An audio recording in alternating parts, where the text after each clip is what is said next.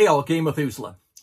After you guys yesterday were looking at some of the little miniatures I got cheaply on Etsy and wanted to show you how you could build your collection, I thought today I'd try something a little different. I wanted to do some painting. I've been doing painting, obviously, since we've been caught up here. And I thought maybe I would put the camera on a top view and let you look down. I don't know if this is going to work. I really don't know whether I have sufficient light. Great light for me to work painting because I use a lot of close-up lights. You can see things go on and off here when I use them. I have 2 or 3 lights that I use when I'm painting, so that provides me with lots of light on the figure, but to try to see what you're going to see might not work. But if it's of some benefit, hopefully you'll enjoy it. If nothing else, we'll just sit here and yammer. It was kind of weird today, of course, with everything going on. They want us wearing face masks, so I took my balaclava out today and put it on and went out into the real world to get some special supplies I had to get and some food and a cup of coffee and the usual goodies. And I'm surprised that people looked worried about me when they saw me get out of my vehicle. And of course, I just had my balaclava around my neck. And they would be worried. But then when I pulled my balaclava on pulled it up and put it on me so I could be fully covered, they seemed to be perfectly calm. Now, 6 months ago, I think most people would have thought I was a terrorist, and it would have been much more the opposite effect. Anyway, so I hope this works a little bit for you. Paint on, fight me devils fight, we all hate peace, and have some fun painting. Well, I don't know how effective this is going to be for you, but I've set up my camera so you're sort of looking as if you were sitting across from me and kind of looking down at what I'm doing. I've been doing a lot of painting, obviously, since we're stuck in. A lot of times it's just getting things kind of cleaned up. I did these pre-painted Azers. I just basically gave them a little dry brush and a wash, some rub and buff to bring out like a goldish color on their shields, and then just flock the bases, like I've told you in the past, which really often makes these pre-painted miniatures sort of snap and makes them like much more usable. What I like about that is I now have 8 of these, plus a liter, all from the pre-painted. And I like Azers. I think they're a really nice monster.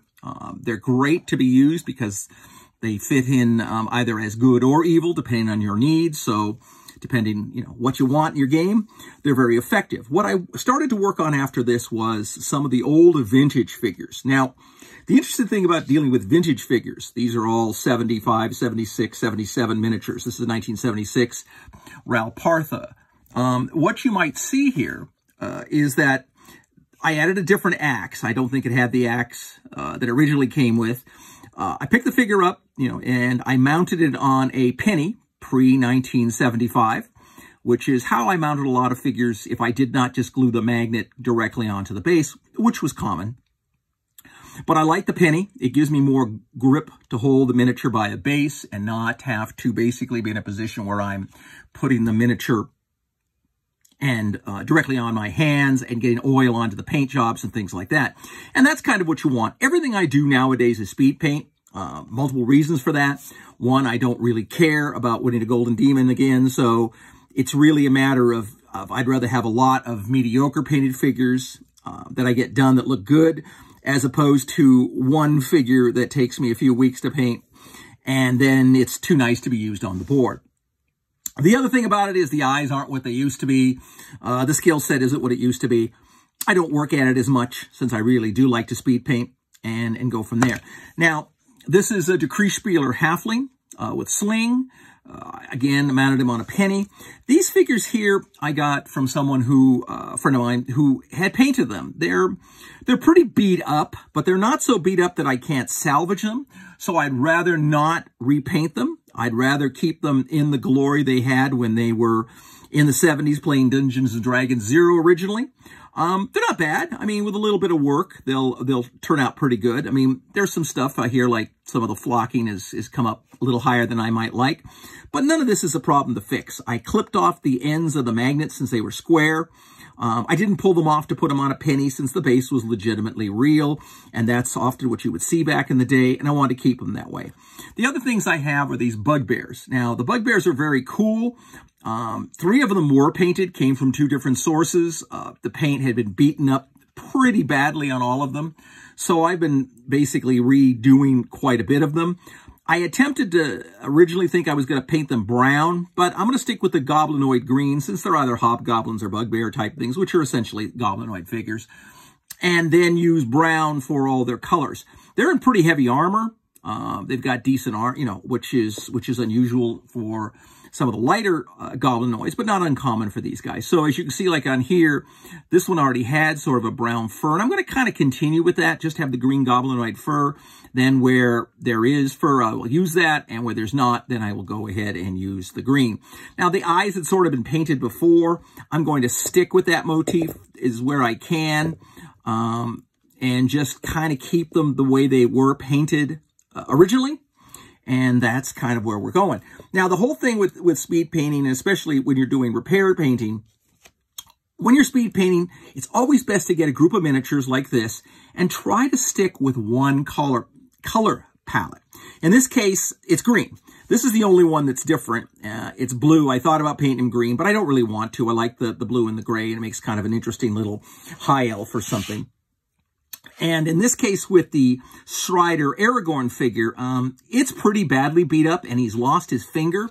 So what I'm going to do in this situation is I go into my collection of old relics, and I have lots of old stuff. And what we're going to look for here, a lot of these miniatures came from the 70s. John McEwen made a lot of different weapons, and I have since collected. My friend Steve also was involved in this. So we could exchange weapons and do all kinds of things. And we've got axes and swords, and there's staves, and there's shields, magical items, and anything else you might collect that looks like it might be worthwhile ends up going to these bins so that you might use them in the future. Now, this is an interesting little piece. It's a wizard and his little magical table. Now, I have another one of these that's actually still in its original packaging. This is a broadsword miniature from the early 70s, and they made a lot of paraphernalia. And it's kind of neat. I like it a lot. I'm going to sell a couple of these on eBay because, to be very frank, they go for a lot of money. But here's a bunch of weapons and things that I've acquired. Pole arms, swords, glaives, halberds. All these things are really useful. Every once in a while, I throw 20 or 30 of these pieces onto a little package and throw it on eBay as well. And that seems to draw a lot of interest and a little bit of money. But in this case, I just want a shield. So what I do is I go to my little bag of metal shields, and I try to keep the shields consistent with the figure. Games Workshop has a lot of shields as well.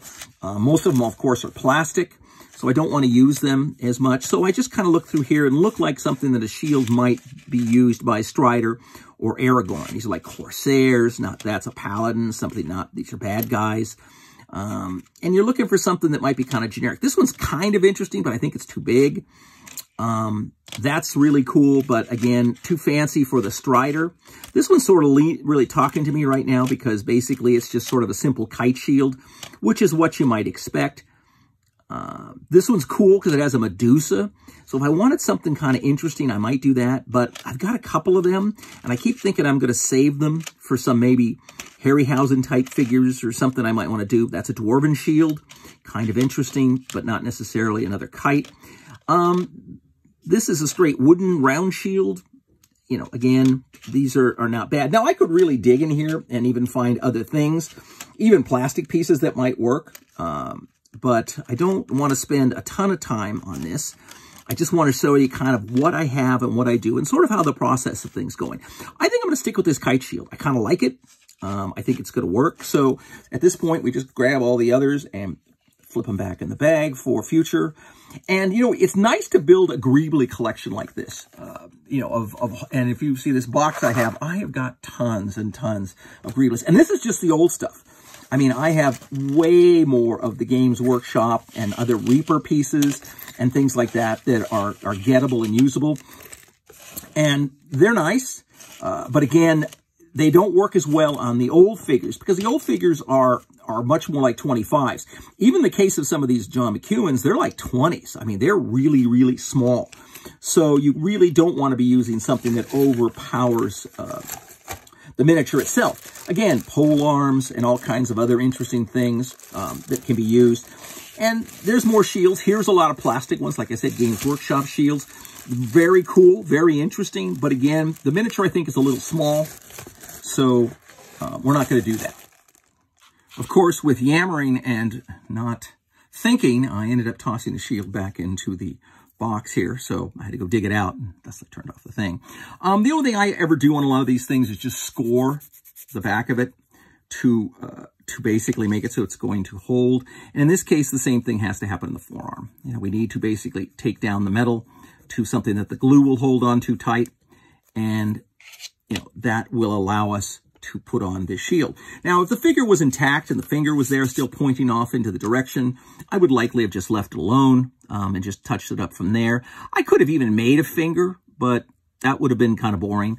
And often once I find a figure that's distressed like this, it's actually better to make something new. And that way, when you find a perfect version of this figure down the road, you'll be able to use it, and you'll have multiple type figures of it. Again, this is Crazy Glue, not my favorite. I couldn't find my regular glue, so I just ran down to the local hardware shop and got Crazy Glue, which is what I used back in the 70s. And it's okay. I don't buy big containers of it because it seems to not last as long. Again, there's a lot about this figure that needs work. And again, I'm not overly thrilled with all the basing and stuff, but we will get there and you'll kind of get to see this. Now, where we go from here, again, like I said, is staying with one color palette.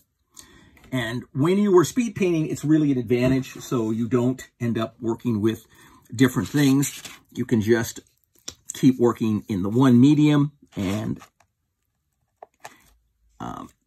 it'll make it easy for you. Now, I have another problem going on, and I'm going to have to ask you guys to eventually indulge me here. I'm still using Steve Kish's old paints, which really weren't great paints 15 years ago when he bought them. But they're really crummy, and they're getting old, really old, and I need to replace them. And I ordered a paint set, but somehow I just don't have the heart to throw Steve's paints away. I keep using them, thinking in some ways it kind of keeps him alive, and that means a lot to me. So I don't know. I think somehow I just need to get up the gumption, take the, I don't know, 50 to 80 paints he has and throw them in the garbage and start out with fresh paints, so I'm not doing this constantly. Two things I normally do. Steve did not. That's why Steve has a billion paints. I just ordered a set. I think it's got less than 20 colors. It's got all the primaries and everything else. I like to mix my own colors.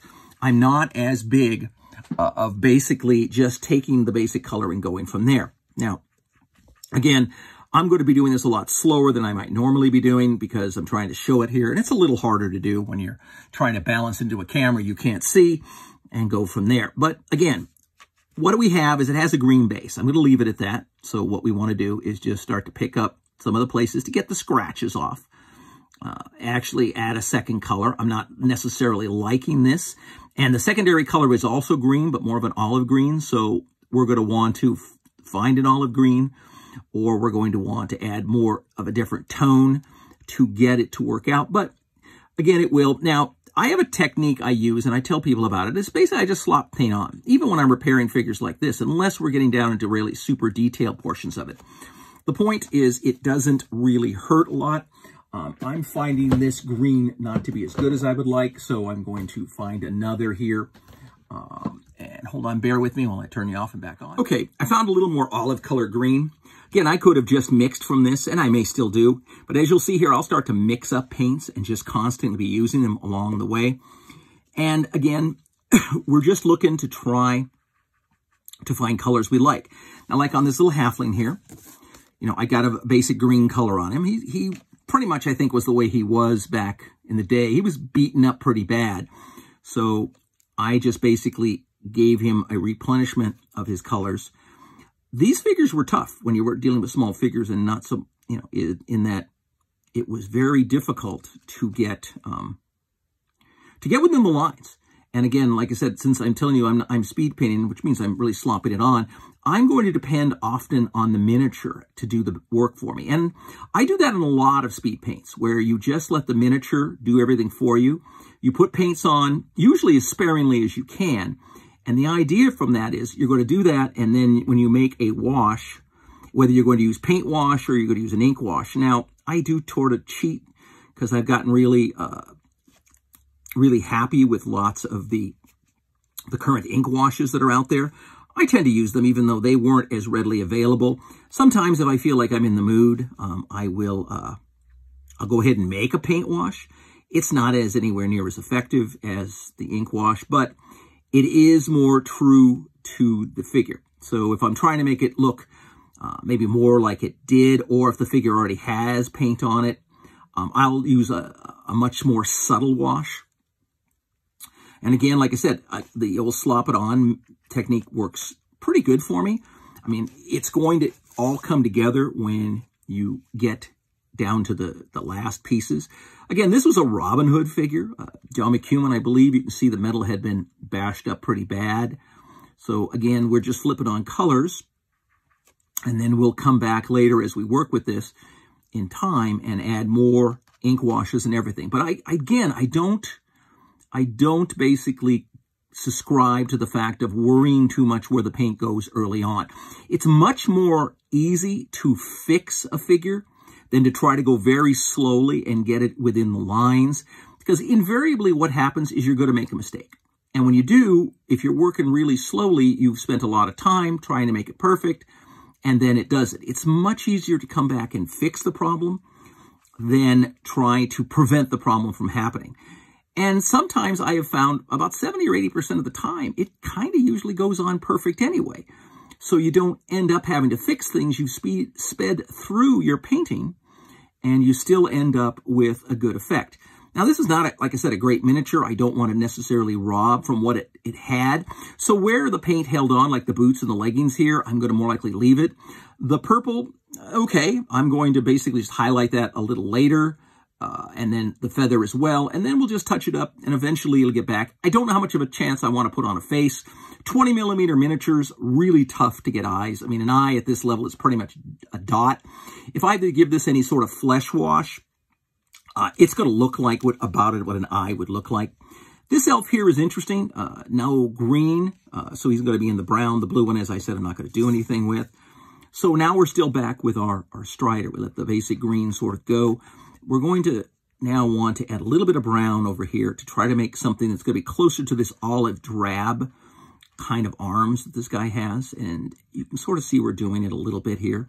And this is kind of, you know, again, it's always been my secret on paints is I never dictated any one colors.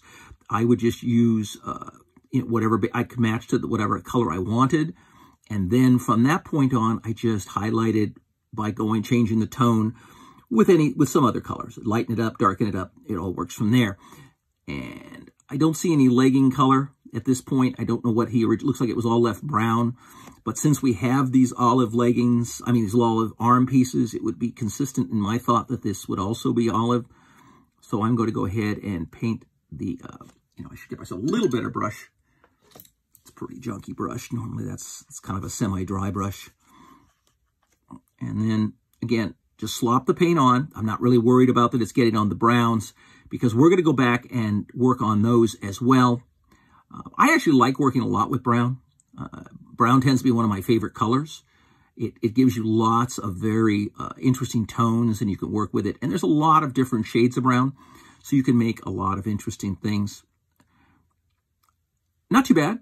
For those of you, like I say, who are painting, most of this is going to become much more of an effect when we start looking at the dry brush and the washes.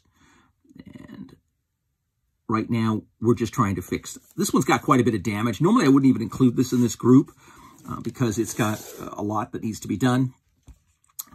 And I'm not going to have a whole lot of time. I don't want to spend a lot of time boring you guys by having you watch me paint. I always think that's a lot like watching grass grow. But again, here we're working with our little bugbears. And again, I'm not sure yet how I want the green to look. So I'm sort of just playing with things to try to see what I'm going to get. These were interesting figures. A lot of people had one or two because they came in like a box set, and not too many people had a lot of them, and I myself included. If anybody had more than one or two, it was a rarity. I now have 4. One I actually even got in a box in San Diego at a game shop that was in a dollar bin. So I don't know how long that had been sitting there. Quite a while, I would imagine, or just somebody came in and dumped an old collection and they ended up in the box. But as you see, this guy's got a lot of fur, so I really want to go with that. Where he has fur showing, I'd like to have fur showing again on his hands. Not so much. It seems like he's got, regular skin. So in that case, I want him to be more of that bugbear, goblinoid green color. I've seen these actually done all in brown tones, and I think they're beautiful that way. I kind of regret that these already had some paint on them and that they were going in the green, and so I decided to stay with that. But again, like I said, there's really not a whole lot of special here, but I don't know how much you can see the detail. Just a little bit of dry brushing like this over the green that I had starts to make all the features jump out. Now, when I give this a wash later on, it's going to obviously tone things down, and it's going to give you more detail of how the face features look. Now, that's the nice thing about it. Again, my point is you're always trying to get the miniature to do all the hard work for you. You don't want to be the one trying to, detail everything out. Now, of course, if we're doing Golden Demons, yeah, sometimes you have to do that because that's what the judges are looking for. They're looking for how much effort you've put in your paint jobs. For speed paints, again, you're not. You're just trying to get the darn things done passably so that you can put them out on the board and make them look good at tabletop level. Because most people are looking at these monsters when you're playing from a few feet, and they're not going to be sitting there scrutinizing them up close, so you don't have to worry about it. I really want to slop this on as much as I can so you guys can get the idea that this is actually a technique I use on a regular basis. And as you paint, obviously, sometimes, especially when you start doing this the first times, you're going to be really frustrated with it. I had someone who had brought some miniatures down to one of the game days in Long Beach, and it was some skeletons he had worked on, and then I showed him the dry brushing and the wash techniques, had him, then do it. And afterwards, I think he was really pretty happy with how easy it was to get really competently good-looking figures done without a lot of effort. And that's kind of the point with speed painting. You want to do something nice. And here again, I'm not really worrying if I make a mistake. Again, I'll see that. And then what I always do is at the very end of a miniature, after I've got all the basics on and I'm sort of happy with the way it all looks, I then go back and do a detailed pick up and fix of all the parts that just didn't come out the way I had hoped. And that, again, is a much better way to go, because what you're going to find is most of the time you're going to be pretty happy with how the work comes out beforehand. You're going to be going back and forth with dry brushes and washes. The miniature itself is going to do a ton of the work, and you're going to end up finding that at the end, there really isn't that much detail work to do. Now, I'm not sure how interesting this is. Tune out at any time. I'm really only doing this because, well, that's what I'm doing today is painting. And I thought maybe people would be a little interested to sort of just see how little effort I put into things. And again, the point being is that if you're not looking to make a competitive level figure, you can make a super passable figure with very, very, very little effort. Mostly, again, like I said, it doesn't require you to be an artist. It just requires you to basically learn the techniques. What'll really make these bugbears stand out down the road is what I'll eventually do is with a little ivory. And I think one of these that already been painted may have already had that. You can see the two little outside fangs. Now, you could go crazy and fill in all the teeth if you want. And that may or may not come up as we do it. I don't know whether I'll have these up here to show you down the road. But I just wanted to let you know that, if you're stuck in the house, and we, well, all are, it's a nice time to start gathering up some figures for your campaign when you get back out in the real world. And this is kind of the way to do it. Now, I don't expect you to be painting Dark Age figures like these, because most of these figures are substantially older than most of you who are watching. In fact, I would be very surprised if they weren't older than pretty much every one of you. I can't even imagine. I mean, Matt must have been under 10 when these figures came out, so I doubt he remembers any of them, and I don't think he was much into figures when he was a young man.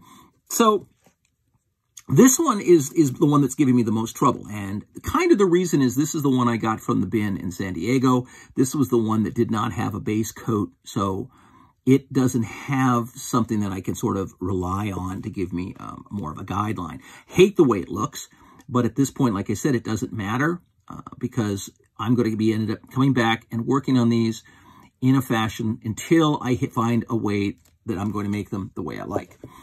The halfling, again, not going to be a problem. When you see this get a green wash, this thing will all start to really hook together. Then the question will be, see where I had green that slopped? I don't know whether you can see it, but if I had green that slopped onto the face here, that'll be fixed. The hair will get a little work. We'll do some brown details and again, fix the feet and everything.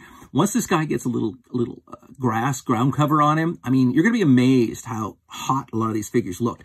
I loved the little Decreespieler figures when they came out. I mean, this is a figure from 1975. These were the original halflings you would have likely used if you were playing Dungeons and Dragons when the game first came out.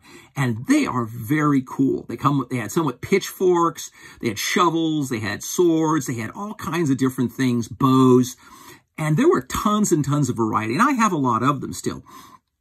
They were really beautiful. And I thought for the time, and I still think, I mean, now I still think they're perfectly passable and usable figures. I'm going to leave these two alone for right now. Most of these are going to get brown. I mean, you can see some things like the Brigantine here, you know, was not put on beautifully or anything.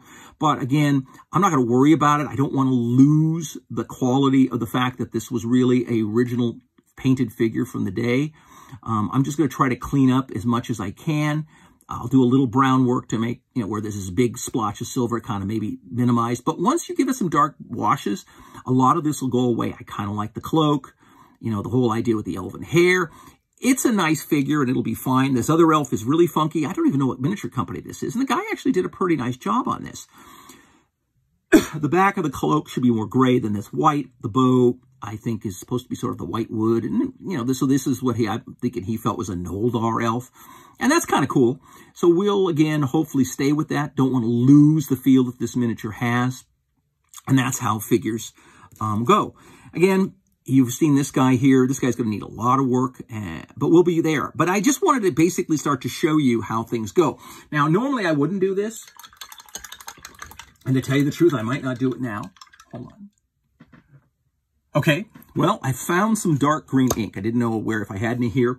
And I wanted to show you how you go about this process. Now, this might botch the miniature up. Not a real problem. Again, like I said, there's very little I worry about nowadays because I can usually fix any problem that comes up easily. So what I look for now is a little bigger brush than I was using before that I might be able to do a little ink lay down with. Now, none of these are really as suitable as I'd like. It's like I only have about 30 or 40 brushes here. But here's something that could work, and you go from there. So this is a dark green ink. Again, this is really not too period. Now, kind of you could fake it and say, oh yeah, well it was ink from for pen ink, and you might have got this at an ink store, and they did back then supply inks. But since we're doing this, I kind of wanted you to have a chance to see it. Where's that really ugly one? That's it. I guess it's you. And nope. So now what you do is you just let the inks go over the figure. And they, of course, drop and blend the tone. So the thing gets less dark. I'm not sure I like this dark green ink as much as I might have one of my other inks. I have what they call a orc flesh wash from Games Workshop, which I think is a pretty good ink color to put on Goblinoids. But since I had this, I just wanted to flip it on there and show you. But again, the point I'm making is where I just sort of slopped paint on, and as you can see, and it didn't look necessarily. Once you put inks on them, they blend more together. Now, again, I'm not trying to do a fabulous job. What I'm trying to do here is get it done and ready for the board. But there we go. And then on his hand, again, now suddenly you can see the green here. His feet, which were a little too yellowy, we get them inked up, and again, you can start to see that the figure is starting to come to life a little bit. Now, that looked pretty crummy to me, but now it's starting to look a little better. And I actually kind of don't hate it. I mean, and being that bugbears are a little rarer and goblinoids are a little rarer. So let's just try it on one of the others, which has more of an olive tone to it. Now, it's going to change the tone from olive to more of the green, but that's not necessarily a bad thing either. Now, I try to keep it out of the eyes just so I don't have to go back and fix them. That takes a little longer. But again, you can, I think, see, and I don't know if you can see, but if you can, it blends everything sort of together, and you will begin to sort of have the process of seeing the figure kind of come to life a little bit. And that's what works in speed paint. You're not trying to make it perfect the first time. You're trying to get the colors down. And as you put the combinations together, eventually what you end up with is all the things get to be sort of a mix and match, but they blend together to one. And often when you're doing regenerations of figures like this, where you're trying to rejuvenate a figure without repainting it, you're going to have a lot of differences. So you want to have the same ink to match them, or even if it's not ink and you're using regular paints, you want to make them eventually look like a group. You can see here the guy, he had painted a little teeth necklace. He had painted some color on the shield. All these things, which would be great. We'll highlight light brown here for the fur. We might put some different tones on the armor to make it sort of look more interesting. Those tones might end up being either a rusty color to make it look like reddish brown, to make it look like it's kind of old armor. But we may just make a color. Sometimes I like to do differently. Now, you can see that this one here is not looking quite like this one, and I'm not sure you can see, but, you know, again, we'll keep working on them till we get them the way we want. Now, admittedly, the problem here is this one did not have a lot of other pre-colors on it, so it's got a lot more work that it's going to take for me to get it to match with the others. But the others are sort of kind of coming together a little bit, and these were pretty bashed up. I mean, when I got them, I would say a good 30 or 40% of the paint was chipped off them. All the high spots had no paint. They weren't necessarily completed as much as you might want. But, you know, again, with Orcs and Goblins, sometimes you just had to rush them to get them onto the board, and that was more important than anything else. But the point now is, if you can see this, I don't know how well the light is, but you can start to get this light that they sort of pop together very simply. And as you're sitting here watching me, I'm not really spending any time on this. I'm just doing it. We go to our little halfling buddy, who was really bright green and looked a little too garish, but now we've flipped this ink on, and it goes into all the low spots. Again, as I said, the miniature sort of paints itself. It doesn't require a lot of you to do it. Now, I might have been a little more careful, but as I pointed out earlier, a lot of this green had creeped up onto the flesh, so since I had to do that, I figured might as well just shove it in there. And the advantage in that is I can get the green even closer to the edge. But now what you have is this little figure that basically didn't have any definition is now acquiring definition, because all the ink is moving into the low spots to give you, and when it dries, it'll give you the multiple different tones. Again, a little bit of dry brush in the brown, a little bit of flesh pickup, fix it up, get that little flesh part fixed. And when we put the grass base on it, this is going to be a nice looking little halfling slinger. We're still playing with our guy here, which I think is going to need a lot more work before I get him to anything what I'm happy with. But again, the idea is just get the colors on there to get things to start to blend together. And you can start to see things work out. Now, all the flesh work will need to be redone on this. It wasn't real definitive to begin with. Looks like somebody just painted some flesh on it and never went to do any detail work. But once we get the browns and the likes going, still not so happy with this. But again, this is where we're at. We'll be going back and forth on stuff. Same with Robin Hood here, or maybe it's not Robin Hood. Could be Mary Hood. I don't know. But can't really tell.